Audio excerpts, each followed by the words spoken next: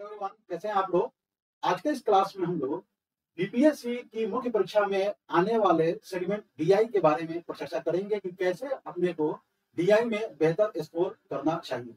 दोस्तों, आपको पता ही होगा कि जो पेपर वन है, जीएस पेपर वन, उसमें डीआई जो है वो 72 नंबर का पूछा जाता है। ठीक है, जीएस पेपर वन आपके 300 नंबर का होता है और इस 300 नंबर में 72 नंबर अकेले डीआई का होता है। यदि आप परसेंटेज के हिसाब से देखें तो डीआई अकेले 24% नंबर को कैरी करता है। यानी कि इसी से आप समझ सकते हैं कि डीआई का कितना अहम रोल है आपके बीपीएससी में सिलेक्शन के लिए। क्योंकि डीआई मैथमेटिक्स का पार्ट है, तो अगर यदि आपने डीआई में बेहतर स्कोर किया, अगर यदि आपने बेहतर तरीके से सही अगर यदि आपने क्वेश्चन को बना लिया, तो इसमें आप 100% नंबर यानी कि 72 में 72 नंबर प्राप्त करते हैं। अगर यदि आप 72 नंबर प्राप्त कर लेते हैं तो इसका मतलब यह है कि न सिर्फ आप अंतिम रूप से चयनित होंगे, बल्कि आप अच्छे रैंक को प्राप्त करेंगे, आप एसडीएम डीवाईएसपी जरूर बनेंगे। ठीक है, और चूंकि इस बार इतना पोस्ट है तो आपको जो है वो बेहतर आपको काम करना चाहिए डीआई पे, ताकि आप एसडीएम या डीवाई के पोस्ट को आप अपने लिए सिक्योर कर सकें। ठीक है, तो कैसे डीआई को हम बीपीएससी के लिए तैयार करें, इसी पे आज हम लोग चर्चा करेंगे और बेहतर से बेहतर करने का हम लोग प्रयास करेंगे। ठीक है, तो जैसा कि आप जानते हैं कि भाई सांख्यिकी है क्या, तो सांख्यिकी को अगर यदि सिंपल शब्दों में अगर यदि अपने को परिभाषित करना हो, ठीक है, कि सांख्यिकी है क्या, तो आप कह सकते हैं कि सांख्यिकी जो है वह आंकड़ों का, डेटास का, ठीक है, आंकड़ों का एकत्रीकरण है। कलेक्शन ऑफ डेटाज है ना, आंकड़ों का एकत्रीकरण है, आंकड़ों का आपका वर्गीकरण है, आंकड़ों का प्रस्तुतिकरण है और इसी प्रस्तुत आंकड़ों का क्या है वो विश्लेषण। कैसे आपको सही को तैयार करना है बीपीएससी के लिए, तो पहले बीपीएससी के द्वारा आंकड़ों का एकत्रीकरण पूछा जाता था या वर्गीकरण पूछा जाता था। अब बीपीएससी क्या करती है कि आंकड़ों को ऑलरेडी क्या करती है, प्रस्तुत कर देती है किसी ग्राफ के माध्यम से, किसी डायग्राम के माध्यम से, और परीक्षार्थी से यह डिमांड करती है कि आप इस ग्राफ का, इस डायग्राम का आप एनालिसिस कीजिए और दिए गए प्रश्नों का उत्तर दीजिए। तो सबसे पहले आपको तो ग्राफ की या डायग्राम की समझ होनी चाहिए कि कौन सा डायग्राम, कौन सा ग्राफ क्या कहता है, किस कंसेप्ट पे वो फ्रेम किया जाता है। ठीक है, तो पहला आपको आंकड़ों का प्रस्तुतिकरण आपको आना चाहिए कि आंकड़ों का प्रस्तुतिकरण कितने प्रकार से किया जाता है। बीपीएससी के जीएस जो सब्जेक्ट है उसके पॉइंट ऑफ व्यू से डीआई की हम लोग यहाँ पे चर्चा कर रहे हैं। ठीक है, तो अगर यदि आंकड़ों का प्रस्तुतिकरण अगर आपको बेहतर तरीके से पता है, तभी तो जाके आप उस ग्राफ का या उस डायग्राम का आप विश्लेषण करेंगे। ठीक है, तो सबसे पहले ये देखते हैं कि आंकड़ों का प्रस्तुतिकरण कितने प्रकार से किया जा सकता है। ठीक है, तो ये देखिए, ये आपके बीपीएससी में जो जीएस में जो डीआई का जो पोर्शन है, उसमें जो अभी तक जो क्वेश्चन पूछे जाते रहे हैं या जो आगे भी क्वेश्चन पूछे जाते हैं जाएंगे, उसी पे आधारित मैंने ये आपको ये चार्ट बनाया है। तो जो आंकड़ों का जो प्रस्तुतिकरण है उसको हम लोग 3 भागों में बांट सकते हैं। पाठ विषयक प्रस्तुतिकरण, सारणीबद्ध प्रस्तुतिकरण यानी कि टेबुलेशन, और आरेखीय प्रस्तुतिकरण, ग्राफ के माध्यम से, डायग्राम के माध्यम से आंकड़ों का प्रस्तुतिकरण। इस आरेखीय प्रस्तुतिकरण को आप 3 भागों में बांट सकते हैं: ज्यामितीय आरेख, ज्योमेट्रिकल डायग्राम, बारंबारता आरेख, फ्रीक्वेंसी डायग्राम, और अंकगणितीय रेखाचित्र, अर्थमेटिकल लाइन ग्राफ। ठीक है, ज्यामितीय आरेख में आप दंड आरेख यानी कि सिंपल बार डायग्राम, बहुदंड आरेख यानी कि मल्टीपल बार डायग्राम, दंड आरेख यानी कि कंपोनेंट बार डायग्राम या परसेंटेज सब डिवाइडेड बार डायग्राम, पाई चार्ट, आयचित्र यानी कि हिस्टोग्राम, बारंबारता बहुभुज, फ्रीक्वेंसी आपका पॉलीगॉन, बारंबारता वक्र, फ्रीक्वेंसी कर्व, संचयी बारंबारता वक्र, क्यूमुलेटिव फ्रीक्वेंसी कर्व, और अंकगणितीय रेखाचित्र, लाइन ग्राफ, लीनियर ग्राफ। ठीक है, जो आपके बीपीएससी में जो डीआई का जो पोर्शन है जीएस में, उसके अनुसार आपको न तो आंकड़ों का पाठ विषय प्रस्तुतिकरण पढ़ना है, न तो आपको बारंबारता बहुल पढ़ना है, न तो आपको बारंबारता वक्र पढ़ना है, और आपको संचयी बारंबारता वक्र पढ़ना है। बीपीएससी के इतिहास में 53वीं से 55वीं बीपीएससी टिल नाउ अभी तक वो डीआई के प्रश्न जहां जहां से पूछे हैं, वो सिर्फ 7 सेगमेंट है, 7 टॉपिक है जहां से प्रश्न पूछे गए हैं।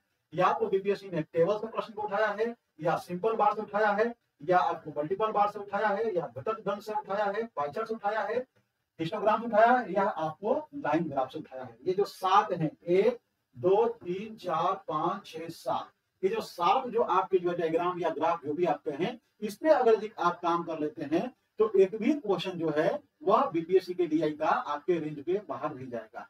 इसमें भी अगर आप अगर प्राथमिकता दें तो पहली प्राथमिकता पे आप अंकगणितीय रेखाचित्र यानी कि अर्थमेटिकल लाइन ग्राफ को रख सकते हैं। दूसरे पे आप बहुदंड आलेख यानी कि मल्टीपल बार डायग्राम को रख सकते हैं। तीसरे पे आप पाई चार्ट को रख सकते हैं। चौथे पे आप टेबल को रख सकते हैं।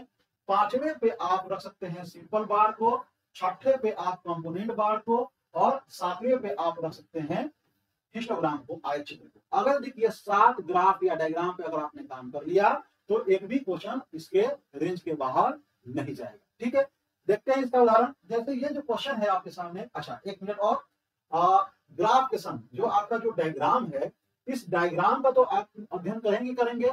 इसके अलावा आपको जो अर्थमेटिक के जो चैप्टर्स हैं, ठीक है, जैसे सरलीकरण है, सिंप्लीफिकेशन है, आपका अनुपात है, रेशियो, आपका औसत है, एवरेज, प्रॉफिट जो लाभ हानि है, परसेंटेज जो प्रतिशत है, अगर ये जो 5 जो टॉपिक्स हैं, इस 5 टॉपिक्स का अगर आपने अध्ययन कर लिया, जहां से जिन जिन वैरायटी के क्वेश्चन डीआई में फ्रेम किए जाते हैं, अगर उसका कंसेप्ट अगर आपने बेहतर तरीके से सीख लिया, समझ लिया, तो फिर एक भी क्वेश्चन जो है वो आपके रेंज के बाहर नहीं जाए। कैसे? पहले आपने क्या किया, जो 7 जो डायग्राम है उसको आपने अगर उस पर अगर आपने काम कर लिया है, और अर्थमेटिक के जो चैप्टर्स हैं इसमें अगर आपने काम कर लिया है, तो क्वेश्चन इन दोनों चीजों को मिलाकर ही पूछे जाते हैं। जैसे आपके सामने मैं उदाहरण के तौर पर एक क्वेश्चन रखता हूँ, ये आपके बीपीएससी का क्वेश्चन है। ठीक है, ये देखिए ये आपके लाइन ग्राफ का क्वेश्चन है। ये क्या है? इसको बोलते हैं लाइन ग्राफ। ठीक है, ये आपके लाइन ग्राफ का ये क्वेश्चन है। लाइन ग्राफ का आपका ये क्वेश्चन है। ठीक है, अब इस क्वेश्चन में महाराष्ट्र के शहर में यातायात का मुख्य साधन कार है। नीचे दिए गए रेखाचित्र में जनसंख्या वृद्धि तथा कार प्रयोग करने की वृद्धि की को अवधि 2011 से 2016 तक के लिए दर्शाया गया है। लेखा चित्र का अध्ययन कीजिए तथा दिए गए प्रश्न को उत्तर दीजिए। अब देखिए इस लाइन ग्राफ में आप देख रहे हैं ना, ये आपको पुरुष की जनसंख्या, ये मेल का जनसंख्या दिखा रहा है। ये आपका जो स्क्वायर है, यह आपके नंबर्स ऑफ कार की संख्या दिखा रहा है, और ये जो ट्रायंगल वाला है, ये आपके फीमेल की जनसंख्या को दिखा रहा है। ठीक है, तो लाइन ग्राफ को कैसे अध्ययन करना है, कैसे यहाँ से डेटा को, आंकड़ों को कैसे फाइंड आउट करना है, यह आपको आना चाहिए, पहला चीज। दूसरा चीज, ये जो प्रश्न जो पूछे गए हैं, इस प्रश्न को कैसे बीपीएससी के अकॉर्डिंग आपको लिखना है, यह भी आपको आना चाहिए। जैसे ये क्वेश्चन है कि 2014 में यदि कुल कारों का 30% प्रयोग महिलाओं ने किया, तो प्रति महिला कितने कारों का प्रयोग 2014 में हुआ। देखिए ये परसेंटेज क्या है, इसमें देखिए औसत प्रतिशत वृद्धि पूछा जा रहा है, इसमें अनुपात पूछा जा रहा है, यहाँ भी प्रतिशत पूछा जा रहा है, यहाँ भी अनुपात पूछा जा रहा है, यहाँ प्रतिशत पूछा जा रहा है। तो अभी जो मैंने आपको जो बताया कि ये जो चैप्टर्स हैं, सरलीकरण, अनुपात, औसत, लाभ हानि, प्रतिशत, इनके अगर यदि कंसेप्ट को अगर आपने अच्छे ढंग से पढ़ लिया है, तो आप इन सारे प्रश्न को आप आसानी से समझ जाएंगे कि प्रश्न का डिमांड। तो एक तो आपको जो दिया गया जो ग्राफ या डायग्राम है, उसको समझना है कैसे डेटा को वहां से फाइंड आउट करते हैं, और दूसरा चीज कि क्या डिमांड है, क्वेश्चन का डिमांड क्या है, क्वेश्चन क्या पूछ रहा है, उसको आपको समझना है। और जो सबसे जो इंपॉर्टेंट बात है कि चूंकि आपका मुख्य परीक्षा सब्जेक्टिव है, तो इस क्वेश्चन को कैसे सब्जेक्टिव रूप में स्टेप बाय स्टेप लिखेंगे ताकि आपको नंबर मिलेगा। यदि आप इसको ऑब्जेक्टिव टाइप से अगर इस क्वेश्चन को बना देंगे, तो फिर आपको बिहार बीपीएससी जो है वो आपको नंबर नहीं देने वाला। ठीक है, तो आपको स्टेप बाय स्टेप आपको सीखना होगा, आपको लिखना होगा कि कैसे हमको लिखना है। यानी कि 3 स्तर पे आपको काम करना चाहिए। एक तो जो आपके जो डायग्राम है, जो ग्राफ है, उनकी समझ आपको होनी चाहिए। दूसरा जो क्वेश्चन है, क्वेश्चन के नेचर, क्वेश्चन की डिमांड की समझ होनी चाहिए। और तीसरा, क्वेश्चन को कैसे हम बीपीएससी के डिमांड के अकॉर्डिंग स्टेप बाय स्टेप लिखेंगे, इसकी समझ आपको होनी चाहिए। अगर यदि 3 स्टेप पे आपने काम कर लिया, तो फिर डीआई का एक भी क्वेश्चन आपके रेंज के बाहर नहीं जाएगा। 72 में 72 आप स्कोर कर लेंगे। देखिए जैसे ये आपके लाइन ग्राफ का क्वेश्चन है, ये देखिए जैसे ये आपके पाई चार्ट का क्वेश्चन। ठीक है, अब इस पाई चार्ट में ये आपको डेटा दिया गया है, आपको इस डेटा को फाइंड आउट करने आना चाहिए कि भाई इस डेटा को कैसे फाइंड आउट किया जा सकता है। ये जो क्वेश्चन दिया गया है, इस क्वेश्चन का डिमांड क्या है, क्वेश्चन के डिमांड को आपको समझ होना चाहिए, और क्वेश्चन कैसे स्टेप बाय स्टेप चलेगा ये आपको समझ में आनी चाहिए। इस 3 स्टेप पे आप काम, यदि आप मेरे संग जुड़ते हैं डीआई के क्लासरूम प्रोग्राम, तो मेरे द्वारा आपको क्या सिखाया जाएगा, सबसे पहले आपको सिखाया जाएगा कि ये जो आपके जो ग्राफ है या जो डायग्राम है, ये डायग्राम किस कंसेप्ट पे फ्रेम किया जाता है। ठीक है, वास्तव में डायग्राम कब बनाया जाता है, पाई चार्ट कब बनता है, लाइन ग्राफ कब बनता है, बार कब बनता है, मल्टीपल बार कब बनता है, ठीक है, आपके टेबल कब बनता है, हिस्टोग्राम कब बनता है। ठीक है, ये आपको सबसे पहले इसकी आधारभूत समझ विकसित कराई जाएगी। ठीक है दोस्तों, किसी भी इमारत की जो बुलंदी है वह उसके नींव की मजबूती पे निर्भर करता है। ठीक है, डायरेक्ट अगर मैं आपको पाई चार्ट के क्वेश्चन को अगर मैं आपको बनाना सिखा दूं तो फिर आप उतना बेहतर आप नॉलेज नहीं गेन कर पाएंगे जितना बेहतर आपको करना चाहिए। तो इसलिए सबसे पहले आपको अपनी नींव को मजबूत करनी चाहिए कि ये जो भी डायग्राम, चाहे वो आपका टेबल हो या सिंपल बार हो, मल्टीपल बार हो, कंपोनेंट बार हो, पाई चार्ट हो, या आपको हिस्टोग्राम हो, या आपको लाइन ग्राफ हो, ये किस कंसेप्ट पे फ्रेम किए जाते हैं, ये इसकी समझ आपको आनी चाहिए। जब इसकी समझ आपको होगी तो जैसे ही क्वेश्चन में आप इस डायग्राम को या इस ग्राफ को आप देखेंगे, आप तुरंत समझ जाएंगे कि वास्तव में क्वेश्चन का डिमांड क्या रहा होगा या क्या क्वेश्चन का डिमांड होगा। ठीक है, तो जो प्रेशर है तुरंत आपका प्रेशर वहीं पे रिलीज हो जाएगा। तो पहला चीज सबसे पहले मेरे द्वारा आपको इस डायग्राम के, जो भी आपके डायग्राम्स हैं जो आपके सिलेबस में हैं, उनके फंडामेंटल कंसेप्ट को आपको समझाया जाएगा, उसकी समझ आपको विकसित की जाएगी, पहला। सेकेंड स्टेप में ये जो आपके जो चैप्टर्स हैं, जैसे जो सरलीकरण है या जो प्रतिशत है या लाभ हानि है या औसत है या अनुपात है, उनके उन सारे वेराइटीज को, उन सारे टाइप्स को आपको बीपीएससी के अकॉर्डिंग आपको उसकी समझ मेरे द्वारा आपको विकसित की जाएगी, ताकि क्वेश्चन किसी भी वैरायटी का है आप आसानी से क्वेश्चन को समझ सकें कि क्वेश्चन का डिमांड क्या है। ठीक है, तीसरे स्टेप में आपको मेरे द्वारा इसको इस हर क्वेश्चन के स्टेप बाय स्टेप कैसे बीपीएससी के अकॉर्डिंग लिखना है, इसकी समझ आपको विकसित की जाएगी। आपको लिखने का तरीका मेरे द्वारा आपको सिखाया जाएगा।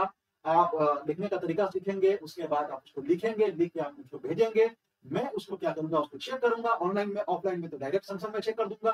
ठीक है, ऑनलाइन में मैं उसको चेक करूंगा और चेक करके मैं आपको बताऊंगा कि आप कहाँ गलती कर रहे हैं। ठीक है, कैसे आपको लिखना है, कहाँ आपने ज्यादा लिख दिया, कहाँ आपने कम लिख दिया, किस स्टेप को आपको स्किप कर देना चाहिए था, ताकि आपका नंबर भी ना कटे और टाइम भी बचे। क्योंकि दोस्तों ये पूरे स्पीड और टाइम मैनेजमेंट का गेम है। यदि आपने टाइम मैनेजमेंट नहीं किया तो या तो क्वेश्चन छूटेंगे या क्वेश्चन आपके हड़बड़ी में हो सकता है कि गलत हो जाए। ठीक है, तो इस तीन स्टेप में सबसे पहले ग्राफ की समझ, उसके बाद जो फंडामेंटल जो अर्थमेटिक के चैप्टर्स हैं उनकी समझ, इसके अलावा जो 5 जो चैप्टर्स जो मैंने अभी गिनाया, उसके अलावा जो ऐसे चैप्टर्स जहां से अभी तक तो क्वेश्चन नहीं पूछे गए हैं, उसकी समझ भी आपको विकसित कराई जाएगी। जैसे पिछली बार मैंने बच्चों को डिस्काउंट का मैंने कंसेप्ट दिया था कि डिस्काउंट से क्वेश्चन अभी तक नहीं पूछा गया है, डिस्काउंट का कंसेप्ट ये है, और 69 में उन्होंने डिस्काउंट से क्वेश्चन पूछ दिया है। जो एमआरपी वाला क्वेश्चन है वो क्या है, डिस्काउंट का क्वेश्चन, राइट। ठीक है, तो ऐसे ही जैसे मान लो कि अभी तक सिंपल इंटरेस्ट से क्वेश्चन नहीं पूछा गया है, डिस्काउंट से नहीं पूछा गया है, टाइम एंड वर्क से नहीं पूछा गया है, टाइम डिस्टेंस से नहीं पूछा गया, वहां से भी डीआई के क्वेश्चन फ्रेम किए जा सकते हैं। कोई अगर ये कहता है कि यहाँ से क्वेश्चन फ्रेम नहीं हो सकते हैं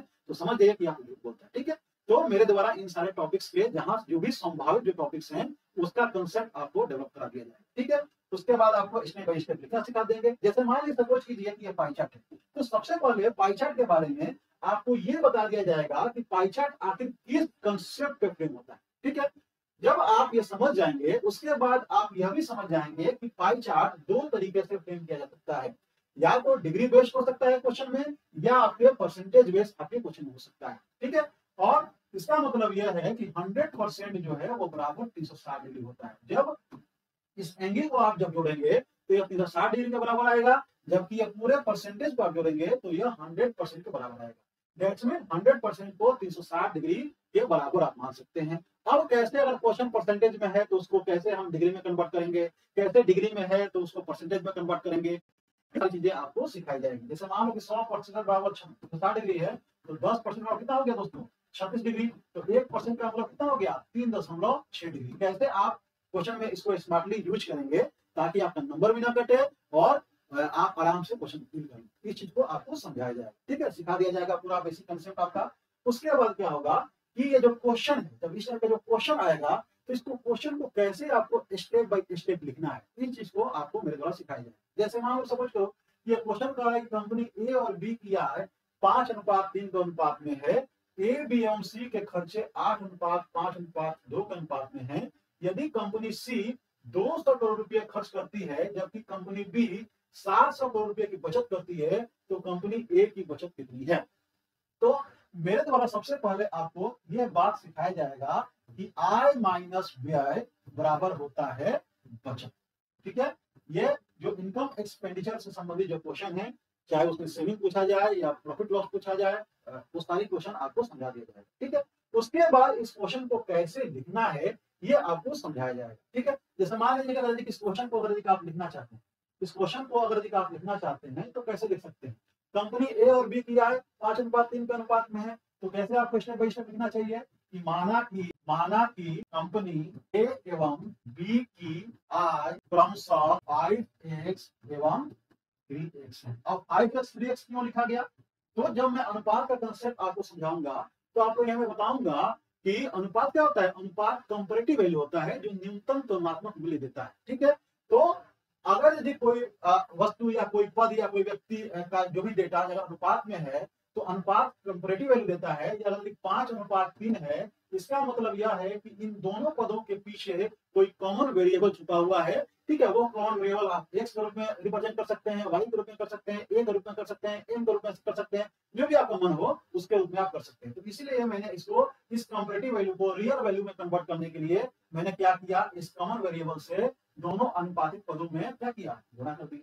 ठीक है, तो माना कंपनी ए एवं बी की आय क्रमशः 5x एवं 3x है। ठीक है, एवं या इसी प्रकार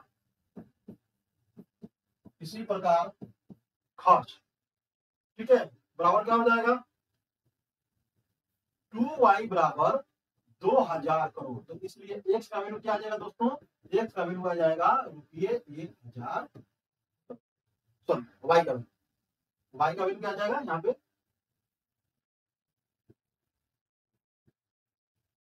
इसलिए y बराबर रुपये 1000। ठीक है, अब हम जिस प्रकार से हमने कंपनी सी के खर्च से हमने वाई जो वेरिएबल है उसका हमने मान निकाल लिया, तो इस तरह हम कंपनी बी का भी खर्च निकाल सकते हैं। ठीक है, तो इसलिए कंपनी बी का खर्च, तो कंपनी बी का खर्च क्या है दोस्तों, कंपनी बी का खर्च देखिए यहाँ पे 5y है। ठीक है, तो 5y। अब इसमें हमने क्या किया, y का मान पुट कर दिया, तो ये हो गया रुपये 5000। ठीक है, अब आय बराबर क्या होता है, जब income minus expenditure equals to saving, तो इसका मतलब यह हुआ कि अगर इनकम एक्सपेंडिचर और सेविंग को अगर हम जोड़ देंगे तो इनकम के बराबर होगा। ठीक है, तो अब देखिए कि कंपनी बी का हमने खर्च निकाल लिया कि 500 करोड़ है, और क्वेश्चन बता रहा है कि कंपनी बी का जो बचत है वो 700 करोड़ है। तो इसलिए कंपनी बी की आय कितनी हो जाएगी, इसलिए कंपनी बी की आय कितनी हो जाएगी दोस्तों, 700 रुपया, सॉरी कंपनी बी की आय हो जाएगी 5000 रुपया, क्या है आपका खर्च है 5000 करोड़, और 700 करोड़ जो है वो क्या है, 700 करोड़ आपका बचत है। यानी कि टोटल रुपये 5700 करोड़ जो है वह कंपनी बी की आय। तो कंपनी बी की आय जो 5700 करोड़ है वो किसके बराबर है, वह देखिए यह आपके 3x के बराबर। ठीक है, 3x के बराबर है ना। तो इसलिए यहाँ पे अब चूंकि 3x बराबर 5700, इसलिए x की वैल्यू कितनी आ गई, यहाँ पे रुपये 5700 रुपये का सिंबल दे दीजिए, रुपये 5700 करोड़। तो x की वैल्यू कितनी आ गई 5700/3 यानी कि 1983। ठीक है, 57 होता है ना, तो ये हो गया बराबर रुपये 1900 करोड़। ठीक है, चलो यहीं पे लिख देते हैं। इसलिए कंपनी ए की आय, कंपनी ए की आय पूछा था ना, अच्छा कंपनी ए की बचत पूछा है, कोई बात नहीं है। कंपनी ए की आय, तो कंपनी ए की आय कितनी थी आपकी, कंपनी ए की आय थी आपके 5x, मतलब ये हो गया आपको 5 गुना 1900, यानी कि हो गया रुपये 9500 करोड़। ठीक है, और कंपनी ए की का खर्च, कंपनी ए का खर्च, कंपनी ए का खर्च, तो वाई का वैल्यू पुट करके निकाल लो। ठीक है, देखो यहाँ पे कंपनी ए का खर्च कितना है 8y है, और y का वैल्यू 1000 है। ठीक है, तो क्या करेंगे, कंपनी ए का खर्च 8y है ना, तो 8y बराबर क्या हो जाएगा 8 गुना 1000, यानी कि रुपये 8000।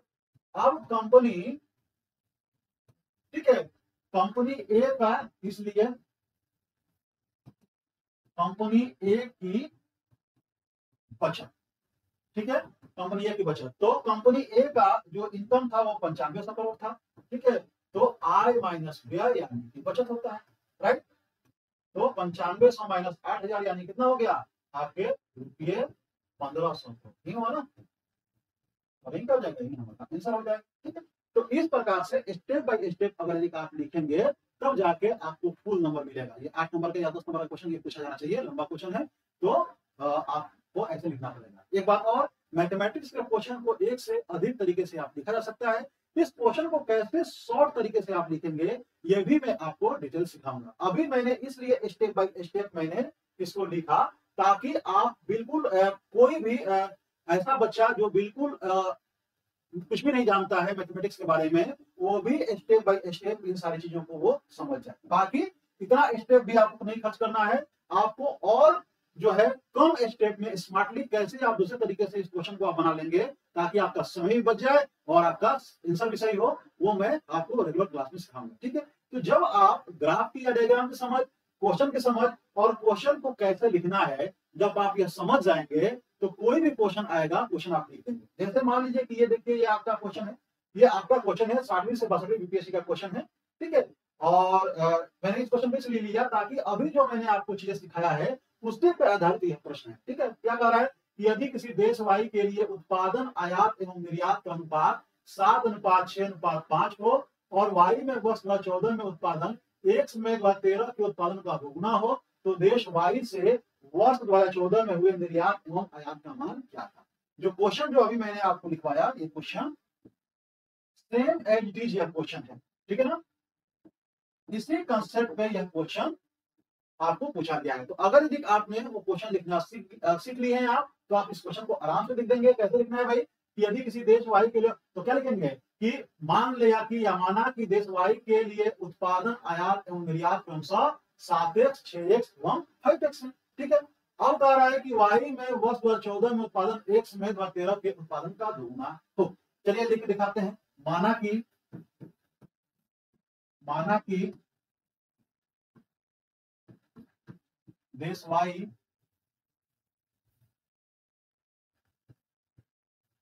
वाई का उत्पादन, आयात एवं निर्यात क्रमशः 7x, 6x एवं 5x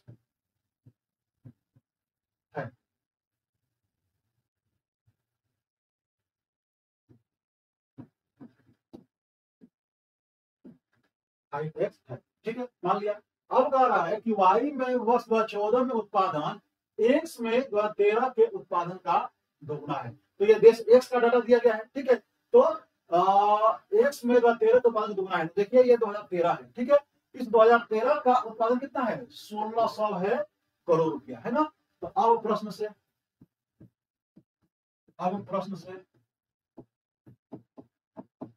ठीक है, वाई में 2013-14 में उत्पादन एक्स में 2013 के उत्पादन का दोगुना हो, तो देश वाई से वर्ष 2014 में हुए निर्यात एवं आयात का मान क्या।